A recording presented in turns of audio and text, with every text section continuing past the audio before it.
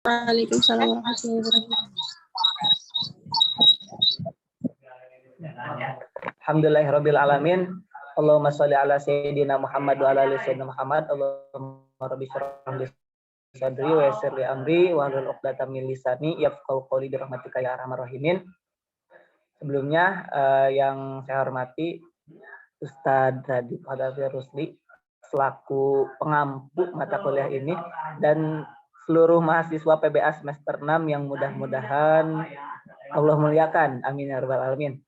Di sini saya dari kelompok 1 Misbah dan Malik insya Allah akan mempresentasikan tugas yang diamanahkan kepada kami di minggu yang lalu mengenai konsep dasar perencanaan gitu ya. Maka dari itu untuk mengefektifkan waktu, alangkah baiknya kita membaca basmalah terlebih dahulu. Bismillahirrahmanirrahim. Kita lanjut ke pembahasan awal. Poin A, mangga Saudara Malik sudah ada? Cek Malik. Boleh di share screen dulu.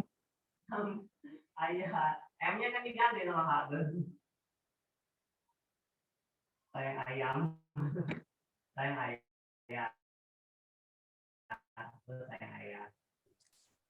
Sebelum dimulai saya kasih waktu 1 menit ke depan.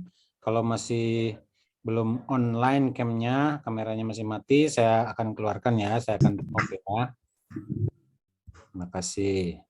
Nanti saya absen lagi di akhir nanti. Lanjutkan.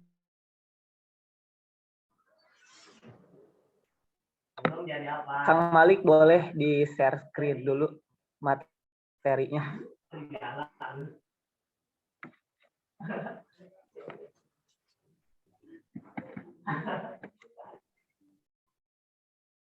Ada yang pakai laptop kayak?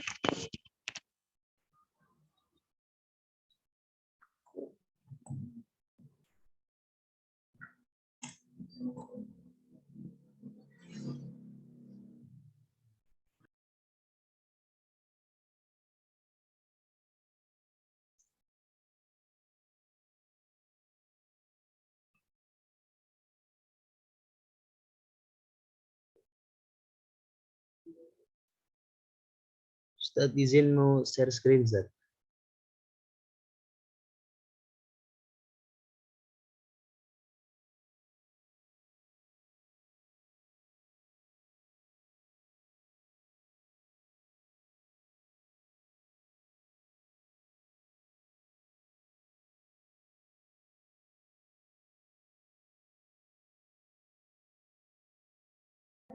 Diam aja tuh.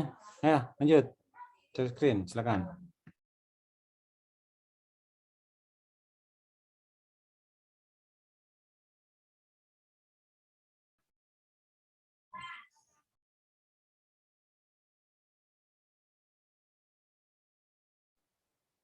Malik cek.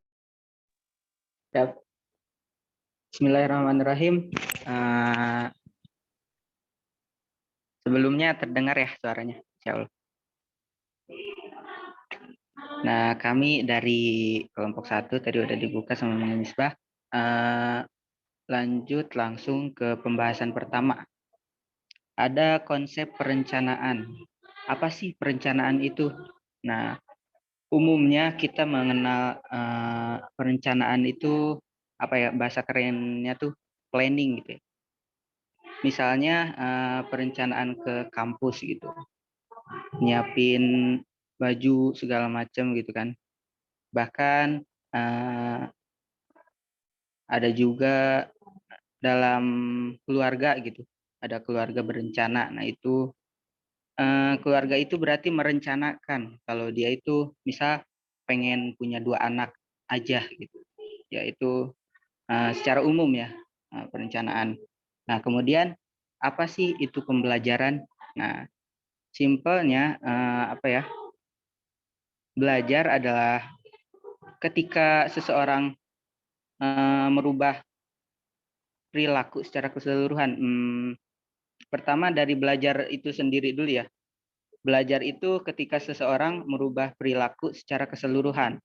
baik itu dari hasil pengalaman ataupun interaksi sosial yang kemarin juga sempat dibahas sama Ustadz Didin ya.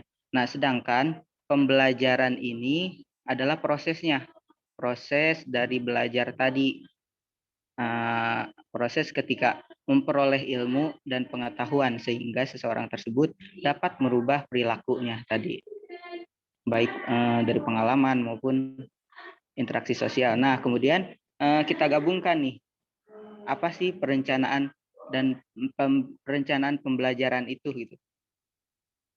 Jadi perencanaan pembelajaran di sini bisa diartikan sebagai proses penyusunan atau serangkaian sistem yang terarah yang digunakan guru dalam mencapai pembelajaran. Misal proses menyusun materi untuk pembelajaran gitu. Ada RPP kan ya. RPP itu rencana pelaksanaan pembelajaran, RPS rencana pembelajaran semester. Nah, itu termasuk ke dalam contoh dari perencanaan pembelajaran. Nah, kalau kita kutip dari buku yang kemarin dikasih Ustadz untuk dijadikan sumber ya, ada dari Hussein tahun 1997. Perencanaan pembelajaran berarti suatu proses penyusunan atau serangkaian kegiatan untuk menjadikan orang atau makhluk hidup belajar.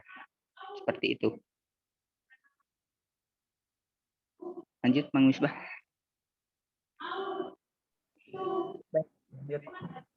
Boleh lanjut, next.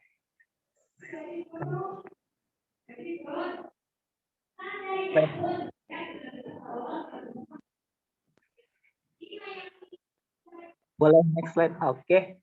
Di sini terdapat 3 poin ya. Ada manfaat, penting, dan fungsi. Kita bahas satu persatu.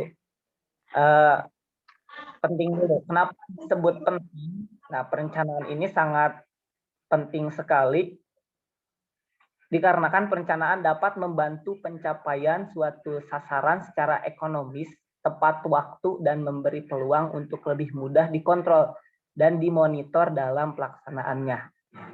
Nah, dalam kegiatan apapun itu, perencanaan ini sangatlah penting karena tadi membantu supaya lebih mudah ke depannya untuk controlling dan sebagainya. Kedua, manfaat. Untuk manfaat setidaknya ada 4 poin ya. Pertama, bisa menjadi petunjuk arah. Nah, perencanaan ini sangat urgent begitu posisinya karena bisa jadi petunjuk bagi kita untuk melakukan sesuatu ke depannya. Kedua, bisa jadi langsung saja. Langsung apa itu pentingnya, apa manfaatnya, apa fungsinya, apa jenisnya. Biar waktunya cepat. Oke? Kita tinggal 10 menit nih. Ya. Ya, Ustaz. Kedua, sebagai bahan evaluasi juga manfaatnya tuh. Dan hemat waktu, tenaga, dan alat-alat. Fungsinya untuk apa? Pertama, supaya dalam melaksanakan sesuatu itu kita percaya diri. Kedua, memperjelas juga bahan ajar dan mengurangi apa istilahnya itu trial and error. Trial and error itu coba-coba ya, mengurangi coba-coba. Jadi sudah yakin ketika ada perencanaan. Oke, next. Prinsip. Nah, kemudian ada prinsip perencanaan pembelajaran. Dikutip dari buku yang kemarin, ada dari Uno Hamzah 2008.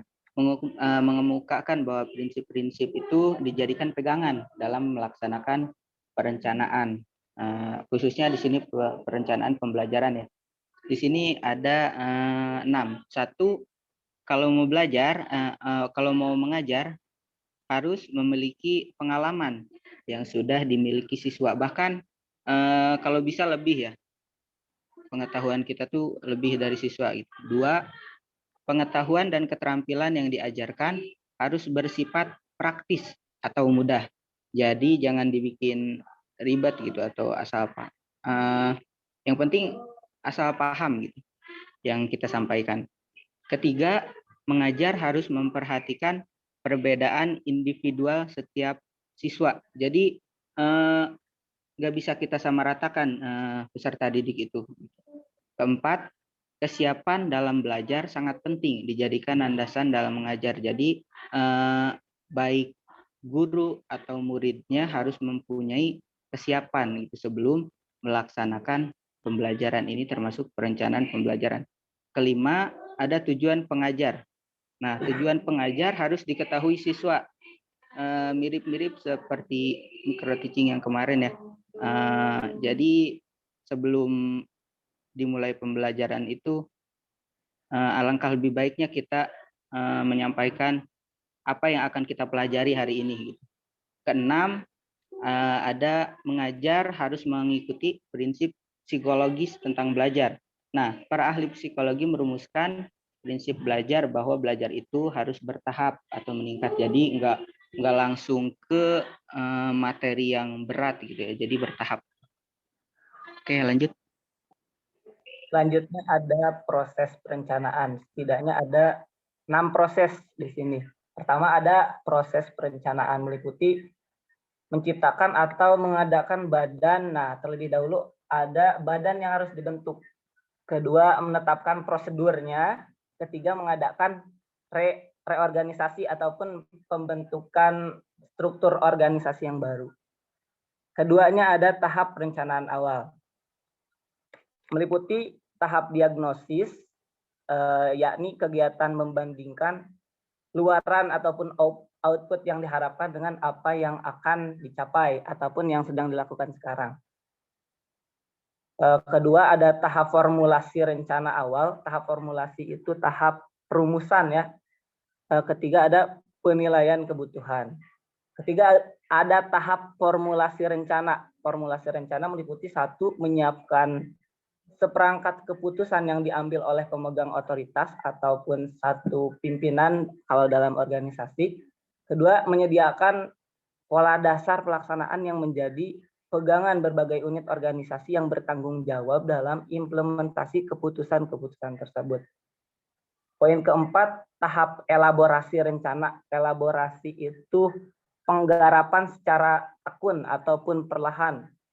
Maksudnya, sebelum rencana diimplementasikan, rencana tersebut perlu dielaborasikan dalam arti dirinci sehingga tugas tiap unit menjadi lebih jelas. Jadi ada rencana jangka pendeknya, ada rencana jangka menengah, dan jangka panjangnya itu jelas. Poin kelima, tahap implementasi rencana merupakan tahap pelaksanaan. Nah, setelah poin keempat tadi dielaborasi lalu diimplementasikan ataupun dilaksanakan. Terakhir ada tahap evaluasi. Begitu. Dilanjut Kang Malik. Nah, kemudian ada sistem dulu, Aiki. Sistem perencanaan. Nah, di sini langsung diambil kesimpulan aja ya untuk mempersingkat waktu. Jadi sistem ini, sistem itu sendiri adalah gabungan dari setiap komponen yang terorganisir menjadi suatu kesatuan untuk mencapai tujuan yang telah ditetapkan.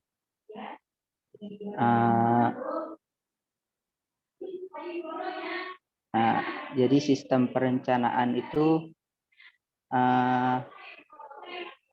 nanti ada di dalamnya komponen-komponen yang yang digabungkan untuk mencapai suatu tujuan. Nah, di sini ada komponen-komponen ya. Dibagi menjadi dua. Satu ada komponen integral. Komponen integral ini adalah komponen yang harus ada sehingga tidak dapat dipisahkan. Contohnya misal di sekolah ada guru gitu. Guru termasuk komponen integral dalam proses belajar mengajar. Jadi tidak bisa dipisahkan, maksudnya tidak bisa dihilangkan. Kalau belajar nggak ada guru, prosesnya nggak akan berjalan. Kemudian contoh di perpustakaan ada buku gitu. Nah, buku ini termasuk ke dalam komponen integral dari perpustakaan tersebut. Kemudian kedua ada komponen non integral. adalah komponen yang kalaupun keberadaannya nggak berfungsi atau nggak ada gitu, sistem ini akan tetap berjalan, nggak akan beku. Tapi non integra ini, komponen non integra ini tetap menjadi pendukung. Gitu. Contohnya misal di sekolah ada taman bunga. Taman bunga ini termasuk komponen dari sistem non integra. Gitu. Karena apabila taman bunga ini tidak ada, sistem pembelajaran tetap berjalan gitu, walaupun tidak ada komponen pendukungnya gitu, taman bunga tadi. Lanjut. Selanjutnya ada isi perencanaan. Nah, isi perencanaan ini merujuk pada hal-hal yang akan direncanakan. Kalau menurut Abdul Majid, ini tuh udah kesimpulan. Belum. Ini tuh udah kesimpulan. Belum. Belum, Ustaz. Oh, belum. Lanjut. Baru Muter-muter ya. ini balik lagi ke situ lagi, isi lagi. Terus. Untuk mempersingkat waktu, tadi kan saya dengar kita simpulkan aja ya. Ayo lanjut. Untuk kesimpulan. Oke. Simpelnya yang harus dilakukan dalam merencanakan program menurut Hidayat itu ada 5 poin. Pertama, kita harus memahami dulu kurikulum. Nah, sebagai guru misalkan kalau mau belajar, kurikulumnya harus dipahami dulu. Kedua, menguasai bahan ajar yang akan kita sampaikan kepada para murid kita. Ketiga, harus menyusun program pembelajaran. Programnya mau kayak apa. Dan poin keempat, melaksanakan program pembelajaran. Baru bisa dilaksanakan. Terakhir, menilai program ataupun mengevaluasi jalannya pembelajaran yang kita lakukan. Begitu. Next, poin G.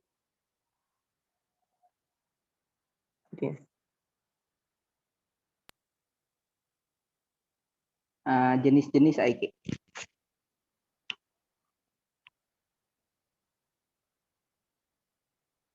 Langsung ke jenis-jenis perencanaan. Nah, di sini dibagi satu ada menurut besarannya atau ukurannya gitu. Perencanaan dibagi menjadi 3. Satu ada perencanaan makro, yaitu perencanaan yang mempunyai cakupan cukup besar, yakni tingkat nasional. Kedua, perencanaan meso, yakni penjabaran yang lebih rinci dari yang makro tadi. Kemudian ketiga ada perencanaan mikro, merupakan penjabaran lebih spesifik lagi dari perencanaan tingkat meso tadi. Nah, kemudian menurut telaahnya dibagi menjadi 3. Satu ada perencanaan strategis. Nah, perencanaan strategis ini berkaitan dengan penetapan tujuannya. Kedua, ada perencanaan manajerial, yakni perencanaan yang ditujukan untuk mengarahkan proses pelaksanaannya. Kemudian yang ketiga ada perencanaan operasional, yakni memusatkan perhatian pada apa yang dikerjakan. Namanya juga operasional gitu. Terus ada menurut jangka waktunya. Nah, perencanaan ini dibagi 3 kalau menurut jangka waktunya. Yang pertama ada perencanaan jangka panjang, yaitu yang mencakup kurun waktu 10 sampai 25 tahun. Kedua ada perencanaan jangka menengah, yaitu mencakup kurun waktunya 4 sampai 10 tahun. Yang ketiga ada rencana jangka pendek, ya, kurun waktunya antara 1 sampai dengan 3 tahun.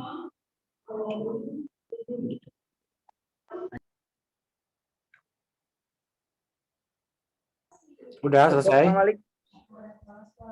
Mungkin itu yang dapat kami sampaikan, Ustadz dan seluruh mahasiswa. Ada proses ini nggak, Ustadz? Apa tanya jawab? Ada.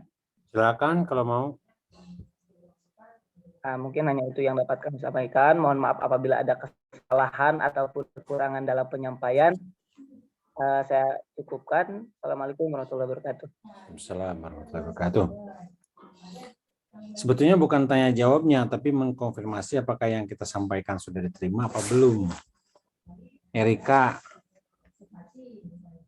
Erika, Nah, Ustadz. di situ ada berdasarkan jangka waktunya. Menengah itu berapa lama itu? Menengah itu tadi Ustadz kirim ya waktunya.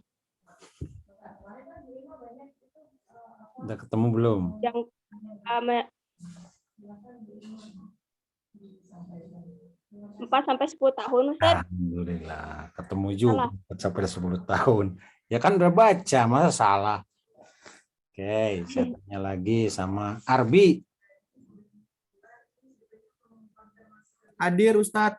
Ya, kira-kira isi perencanaan itu apa aja ya? Perencanaan yang antum bagi 4 itu ya, yang ada di room chat. Isinya apa aja? Perencanaan jangka panjang. Isi perencanaan apa? Kan ada isi tadi ya, Misbah ya? Nah, isi perencanaan. Waduh, para roho deh, kumaha ya, kita tulis deh. Iya Ustadz, poho. Bukan poho sih Ustadz. Nah, gitu caranya. Jadi ada namanya konfirmasi apa yang kita sampaikan itu benar apa tidak gitu. Kayak dulu kita waktu masih kecil, tolong beliin gula 1 kilo, beras 1 karung. Nah, gitu kan? Beras 1 karung, gula 1 kilo.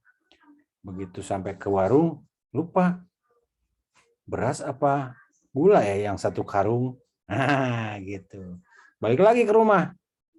Bu, beras 1 karung apa gula yang 1 karung? Bapaknya bilang, rokok 1 bungkus. Oke, siap, jalan. Nah, sampai ke pasar, sampai ke warung, Pak, beli gelas, beli gelas, beli beras 1 bungkus, beli gula 1 karung, beli beras 1 kilo. Iya. Wah, banyak juga nih. Akhirnya dia pulang dengan membawa minyak 2 kilo. Riut. Kenapa? Karena nggak konsentrasi. Coba konsentrasi, fokus. Dan Anda juga, Rijal, ketika menyampaikan harus fokus gitu. Bisa dipahami semuanya? Gitu ditanyakan. Insya Allah Ustadz. Tanyakan sama Rijal itu. Bisa dipahami, ini mudah ya. Gimana cara kita mempresentasikan dengan cara yang mudah? Walaupun hal yang sangat sedikit. Walaupun hal yang sangat sederhana. Apalagi hal yang rumit seperti ini. Ya, coba tanya lagi sama Rijal. Kenapa jenis-jenis itu ada 3 macam? Ada jenis telaahannya, ada jenis jangka waktunya. Kenapa? Gitu. Ada 3 macam. Berarti ada macam-macam jenis. Jenis-jenis perencanaan dan macam-macam jenisnya. Gitu ya? Betul Ya, nggak? Ustadz. Nah, jadi ada 3 macam, betul ya? Betul, Ustadz. Betul nggak? Nur Amelia, Ya Ustaz, sebutkan yang 3 macam itu. yang makro, miso ya itu kan Ustaz. Bukan. Miso, Oh yang combro, jangka waktu. bukan. Kalau Perencanaan strategis. bukan. Ini Nah iya, perencanaan tulisnya strategi. itu Terus manajerial sama Manajerial. operasional. sama operasional. Betul kayak gitu, Rijal. Yang 3 macam itu. Ya, Ustadz, itu yang menurut telaahnya. Nah, itu menurut telaahnya. Jadi 3 macam itu apa aja, Rijal? Pertama menurut besarannya, Besarannya. kedua ya cakupannya, Cakupannya, yang kedua telaahnya. mencakup tentang apanya telaahnya. Telaahnya. Yang ketiga ada Ya, menurut jangka waktu. jangka waktunya tuh ingat ada 3 macam. Jadi menurut besarannya ada 3 macam. Menurut ada 3 jenis, ada macam. Ya. Ada jenis, ada macam. Menurut besarannya, menurut telahnya, menurut jangka waktunya. Jangka waktunya itu ada 3 macam. Tadi disebutkan Amerika. Nurma Maulida. Hadir Ustaz. Cing tanya tuh. Ya Ustaz. Ya nanya. Mau nanya nggak? Nggak usah. Belum kepikiran sih Ustaz. Belum kepikiran. Kalau belum kepikiran, kira-kira nih dalam perencanaan itu disebut sebagai suatu sistem. Kenapa disebut sebagai suatu sistem?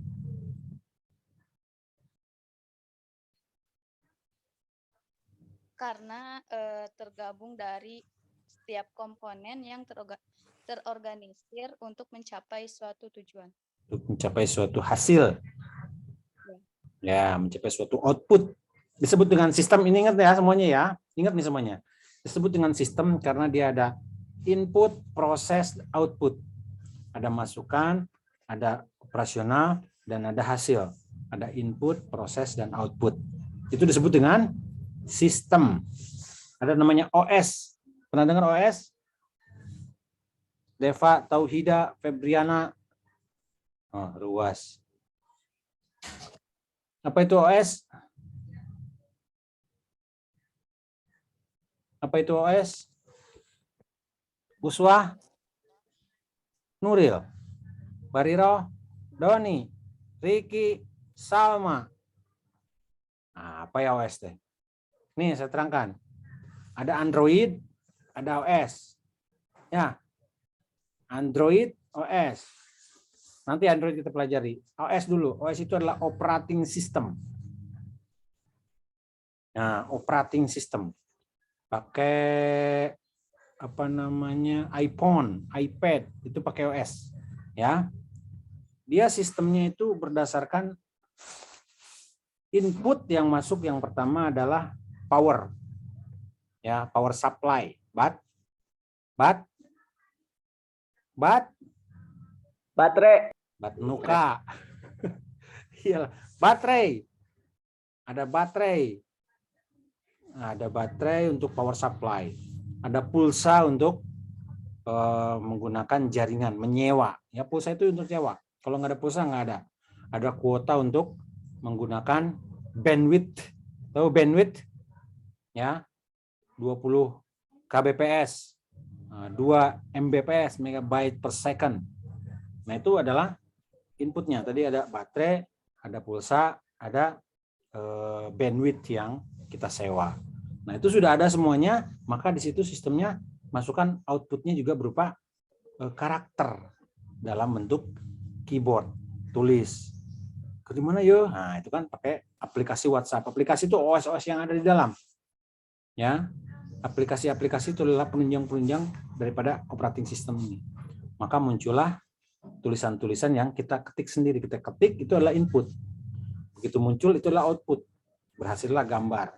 Kemudian kita sending, itulah proses lagi. Ketika muncul di sana, itu output. Kita jawab lagi ke kuliah. Nah, itu input. Kirim lagi, keluar tulisan ke kuliah. Nah, itu output. Input, output, input, output. Jadi gitu. Itulah yang disebut dengan proses